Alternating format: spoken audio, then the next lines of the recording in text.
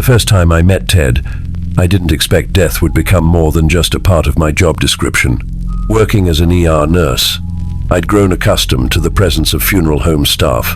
They were as much a part of our ecosystem as doctors and fellow nurses. But Ted was different. Unlike the typically somber funeral directors, he carried himself with an easy charm and had a way of making even the grimmest situations bearable with his well-timed humor. When he asked me out for coffee after we bumped into each other at the hospital cafe, I surprised myself by saying yes.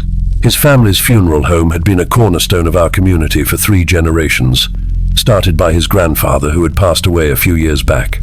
While some might find dating someone who worked with the dead unsettling, I found Ted's openness about his profession refreshing. The family business was run like a well-oiled machine, with Ted's father at the helm, supported by his sister, uncle, and several cousins. Their dedication to providing dignity in death was admirable. Ted's mother, a successful lawyer and partner at one of the city's most prestigious firms, had ensured the family lived comfortably in their sprawling Victorian home adjacent to the funeral home. Everything seemed perfect until that autumn evening at Ted's family home. I was helping him organize some paperwork in his study when I heard it. A woman's scream, distant but distinct. The sound made my blood run cold, but Ted laughed it off. "The acoustics in this old house play tricks on you," he said, pulling me close. "Don't tell me you're getting paranoid about the dead." I might have believed him if not for what happened the following week. I was dropping off some homemade cookies at the funeral home when I heard strange sounds coming from Ted's work van. Against my better judgment, I peered inside. There, lying in the back, was a young woman who couldn't have been older than 23. Her skin still had color, her lips weren't blue, and she looked more asleep than dead. Before I could process what I was seeing, Ted appeared, smoothly steering me away with talk of dinner plans. The real horror struck 7 days later. A young woman was rushed into our ER, drug overdose, they said. Despite our best efforts, we lost her. As I helped prepare her body, recognition hit me like a physical blow. This was the same woman I'd seen in Ted's van a week ago. The same heart-shaped face, the same delicate features, even the same small mole near her collarbone. My mind raced with possibilities, each more terrifying than the last. How could someone I'd seen dead in a funeral van end up dying a week later in my ER? The coincidence was too perfect, too wrong. Just as I was gathering the courage to confront Ted, my phone rang. My father, my only surviving parent, had suffered a severe stroke in another state. He needed long-term care, and as his only child, the responsibility fell to me. The timing couldn't have been worse, or perhaps it was a blessing in disguise. I had a choice to make: stay and uncover whatever dark secret Ted and his family were hiding, or transfer my nursing license to be with my father. The decision tore at me, but family won out. Without any explanation to Ted, I disappeared from his life. For months afterward, I sent anonymous tips to local news outlets and investigative journalists, hoping someone would look into the funeral home. But nothing ever came of it. Eventually, the emails stopped, and I tried to build a new life away from the shadow of what I'd discovered. Years have passed since then, but questions still haunt me. What happened in that funeral home? Were there others like that young woman? Was Ted involved in something sinister? Or was he just another pawn in whatever game his family was playing? Sometimes I wonder if I made the right choice by running away. Would you have done the same? What would you have done with the knowledge that something wasn't right? That people who were supposed to care for the dead might be involved in hastening their arrival?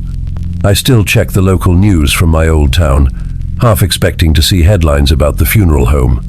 But life goes on, and the family business continues to operate. Its secrets, if they exist, buried as deeply as the bodies they enter. What terrifies me most isn't the possibility that I might have imagined everything, it's the possibility that I didn't. How many other funeral homes harbor dark secrets? How many families build their fortunes on foundations we dare not examine too closely? I never reported what I saw to the police. Would you have? And if you found yourself in a similar situation, facing a choice between family obligation and uncovering a potentially dangerous truth, which would you choose? Sometimes I think I see Ted in crowds, but I never stop to make sure. Some mysteries are better left unsolved, aren't they? Or am I just telling myself that to sleep better at night? If you made it this far, tell me in the comments, what would you do if you found yourself in her situation?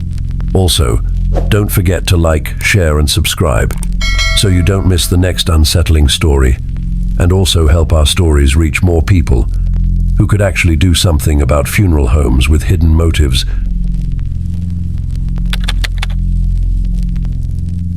I've worked in the funeral industry for over 2 decades, most of it as a crematory operator. It's not the kind of job people dream about, but it suited me. I liked the solitude, the quiet, the routine of it. Death was just another part of the cycle. But there was one night, one shift, that changed the way I see things forever. It happened about 10 years ago. The funeral home I worked for wasn't huge, but we handled a fair number of cases. Most of our cremations were scheduled and processed without issue. But that night, there was a backlog. Several bodies awaiting cremation, and I was working alone on the late shift. I remember the moment the call came in from my supervisor. He told me there was a rush job. A family had requested an expedited cremation for their deceased father. Normally, we had a set schedule, but for a price, families could move things up. I didn't ask questions. I just followed orders. When I checked the paperwork, everything seemed routine, except one thing. The time of death was listed as just over 24 hours ago. That was unusual. Typically, bodies went through a processing period. Autopsy if needed, documentation, embalming if applicable, then cremation. A 24-hour turnaround was rare, but I had no reason to refuse, so I went to retrieve the body from cold storage. The first thing that struck me was the weight. The body was heavier than expected. I'd handled hundreds of cadavers in my time, and this one didn't feel right. Dead weight is different from living weight. It's a kind of loose, sinking heaviness, but this felt tense, like the body wasn't relaxed. I chalked it up to rigor mortis, though it was strange for it to be that stiff so late after death. The next thing that gave me pause was the facial expression. Most bodies relax after death, but this man's face was contorted, almost like he had died mid-scream. His jaw had been forced shut with a strap, which wasn't uncommon, but something about it unsettled me. His eyes were slightly open, just a sliver, and they had that glassy, fixed stare. I shook off the unease and followed protocol. I tagged the body, prepped the cremation chamber, and slid him onto the retort tray. The industrial cremator was already running from the previous body, so all I had to do was load him in and initiate the cycle. But the moment the chamber door sealed, something felt wrong. I started the ignition, and almost immediately, I heard a noise, a thud, faint but distinct. It was common for bodies to shift as they burned. Muscles contract, air escapes, but this wasn't that. This was deliberate. I stood frozen, my hand hovering over the stop button. The thudding continued, slow at first, then faster, a rhythmic pounding. My rational brain tried to explain it away. Bones cracking, expansion from heat, but deep down I knew better. Then came the screaming. I wish I could tell you it was my imagination, but I swear to you, I heard it, muffled but real. A shriek of pure terror, like someone trapped inside, burning alive. I panicked. My training told me to trust science, to trust the process, but every instinct in my body told me something was horribly wrong. I shut down the cremator. The chamber took a moment to cool, and in that moment, everything went silent. No more pounding, no more screaming, just the low hum of the cooling system. I hesitated before opening the chamber door, dreading what I might see. When I finally did, my stomach dropped. The body was exactly where I had placed it, but something had changed. The arms. I had positioned them flat against the sides. Standard practice, but now they were raised, bent at the elbows, like the man had been reaching for the door. There were scratches on the inside of the cremation tray, fresh ones. I backed away, my mind racing. The paperwork had confirmed his death. The family had identified him. There was no way he had been alive, right? And then, a final horror. As I stood there, trying to rationalize what I was seeing, I heard something. A whisper. I don't know how to explain it. It wasn't coming from the chamber. It was coming from behind me. I turned, but there was nothing there. Just the empty prep room, the cold steel tables, the hum of the industrial fans. I should have walked away then. I should have reported it immediately. But instead I made a mistake. I finished the job. I restarted the cremator and forced myself to stay until the process was complete. I needed to convince myself that I hadn't just tried to cremate a living person. I needed closure. When the cycle ended, I checked the remains. Everything was as it should be, just ash and bone fragments, nothing out of the ordinary. But I never forgot. Later, I dug into the case. I wanted answers. I found out the man had died of a heart attack. No autopsy had been performed. The family had been insistent on a quick cremation. So insistent that they paid a significant amount to bypass the usual wait period. That's when it clicked. I had heard of rare cases, people pronounced dead due to low heart rates, only to wake up in the morgue. It was rare, but it happened. Had that been the case here? Had I burned a man alive because of a clerical mistake? I'll never know for sure. But what I do know is this. For weeks after that night, I heard it. The knocking, not in the crematory, not in the retort, but at home, on my bedroom walls, on my closet door. 3 knocks, always 3. I tried to ignore it. I told myself it was my imagination, guilt manifesting as paranoia. But deep down, I knew. The dead don't always rest easy, especially the ones who weren't ready to go.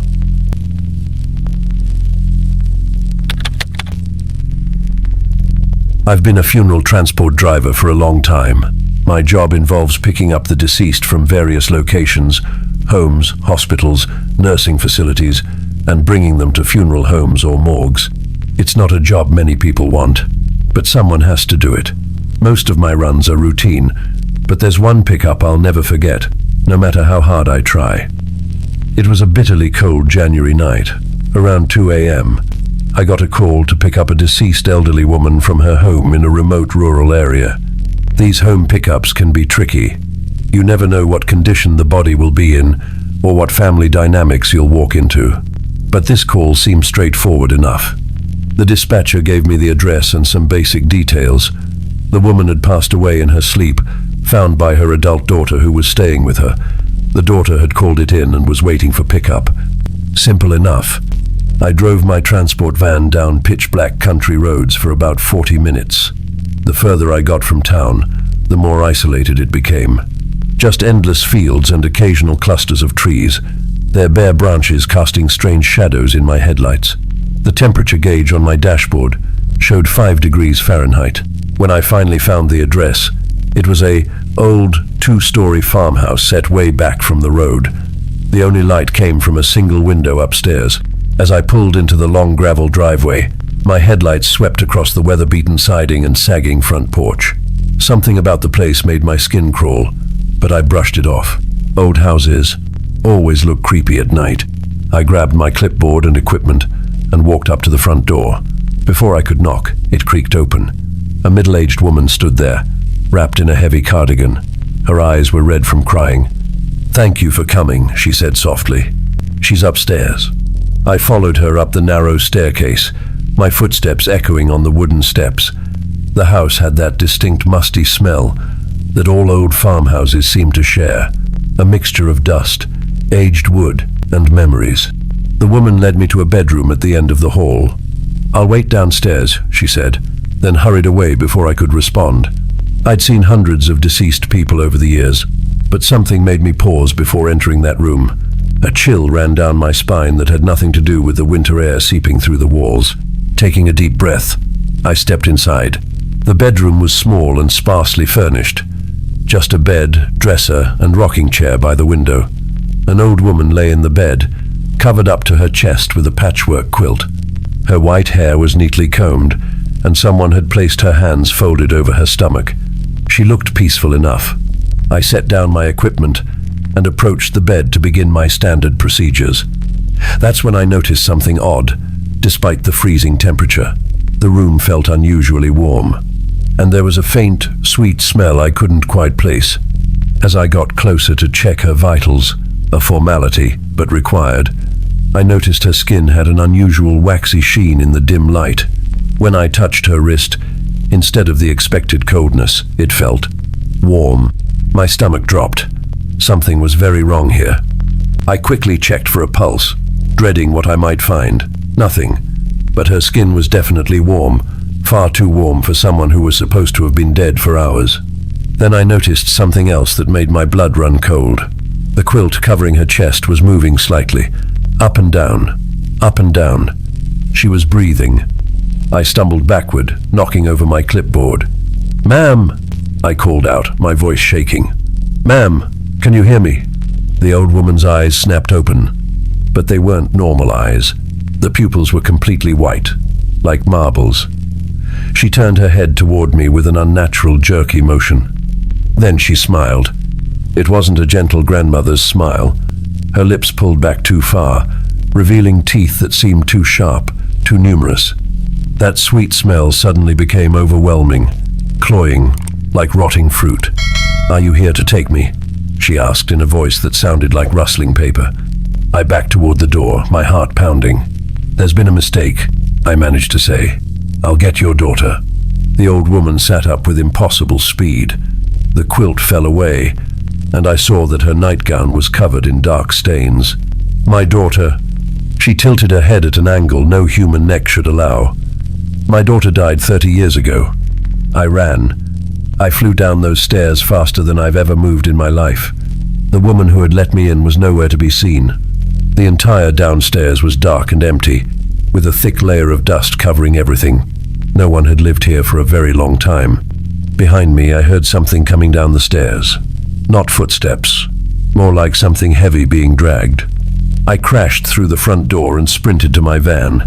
As I fumbled with the keys, I glanced back at the house. There, in the upstairs window, I saw two figures, the old woman and beside her, the middle-aged woman who had let me in. They were both smiling those terrible smiles, their white eyes gleaming in the darkness. I got the van started and peeled out of there, gravel flying. In my rearview mirror, I watched the house disappear into the darkness. I drove straight back to the funeral home. I did some research later. 30 years ago, an elderly woman and her adult daughter had indeed died in that house. Murder-suicide, according to the newspaper archives. The house had been abandoned ever since. The thing that haunts me most isn't the white eyes or those horrible smiles. It's the fact that someone, or something, had called our dispatch line and requested that pickup. We have the call logged. The recording still exists. I've listened to it once. The voice on the recording is mine. I haven't worked as a transport driver since then. I can't. But sometimes, on cold nights, my phone rings around 2 a.m. When I check the caller ID, it's my own number calling. I never answer it, but I know what I would hear if I did. My own voice, asking for a pickup at that old farmhouse. They're still waiting for their ride, and something tells me they always will be. I've never told this story before. Most people wouldn't believe it anyway, but every word is true. Sometimes I drive past that area during the day, taking the long way around. The house isn't there anymore, just an empty field with a few scattered foundation stones. But on certain nights, if you drive down that road around 2 a.m., you might see lights in the distance. And if you're foolish enough to follow that gravel driveway, you'll find an old farmhouse waiting for you, with a single light burning in an upstairs window. And maybe you'll see a transport van already parked out front, its driver walking up to the door, clipboard in hand. If you do, don't stop. Don't try to warn them. Just drive away as fast as you can, and hope they figure it out faster than I did. Because in this line of work, not everyone you pick up is really dead. And sometimes the truly dead aren't the ones you need to worry about. I still work in the funeral industry, but now I stick to daytime shifts and funeral services only. No more transport runs, no more middle-of-the-night pickups. But every January, around the anniversary of that night, I get a letter in the mail. No return address, no postmark, just a piece of paper with 2 words written in familiar handwriting. My handwriting. Still waiting.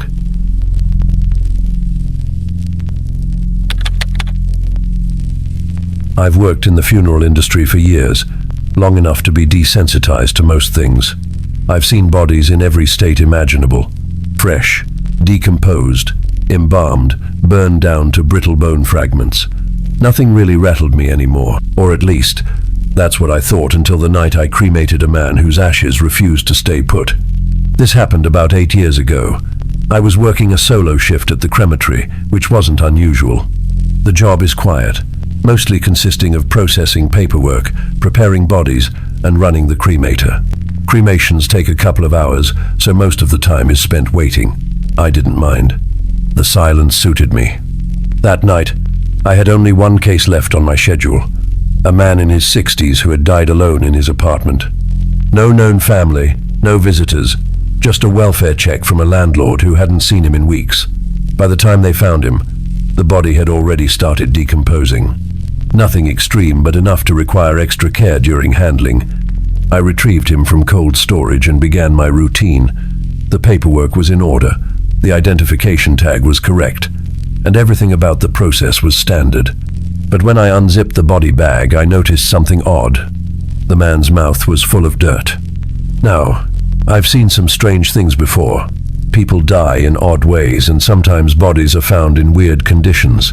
But this was unusual. His throat, his gums, even between his teeth, packed with soil like someone had shoveled it in by hand. I checked his file again. Official cause of death, cardiac arrest. Nothing about burial, nothing about exhumation. There was no reason for dirt to be in his mouth, yet there it was. I should have reported it, but I didn't. I was tired, it was late, and honestly I figured the guy had maybe fallen outside before he died. Stranger things have happened. So, I followed protocol, placed him in the retort, and started the cycle. And that's when things got strange. About 30 minutes in, I smelled something different.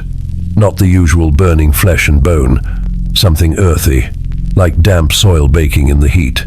I checked the temperature gauge. Everything was normal. The chamber was running as it should. Then, through the viewing window, I saw something that made my skin crawl. The flames weren't their usual bright orange. They were dimmer, almost choked, flickering between deep red and black. Smoke swirled inside, but instead of rising up the vent, it seemed to spiral downward, coiling around the body like fingers. And then the knocking started. Soft at first, just faint taps against the metal walls of the chamber. I've heard bones crack. I've heard the creak of metal under heat, but this was different. Rhythmic, deliberate. I stepped back, my breath caught in my throat. The knocking grew louder. The taps became pounds, the kind of pounding you hear when someone is trapped. I stared through the viewing window, heart hammering. The body had started to disintegrate, the flames licking away flesh, yet the sound continued. Then, in the swirling smoke, something moved. I can't explain it. A shape, a shifting, writhing mass in the ash. It stretched, reached, toward me. I slammed the emergency shut-off.